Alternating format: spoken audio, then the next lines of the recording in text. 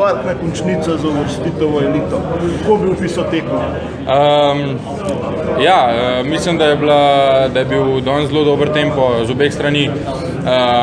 Mi smo mogoče prvo tretjino je bilo malo tako, pa drugo tretjino smo se zbrali, začeli igrati, koliko je treba in prišli v vodstvo 2-1, tretjo tretjino pa malo več smo se branili, škoda, ker nismo izkoristili powerplayov, ki smo jih imeli, ampak mislim, da je to ena zelo težko priigrana zmaga in čestitka vsem fantom in mislim, da se je danes pokazal ta prav ekipni karakter.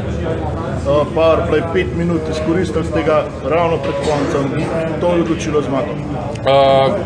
Mogoče je bil tisti powerplay od začetka malo bolj meglen, če temu lahko tako rečem, ampak potem na koncu smo le zadeli in tisti je bil odločilen gol in v zadnji tretjini je Krošelj oddelal zelo dobro celo tretjino oziroma celo tekmo in nam pomagal do te težko priigrane zmage.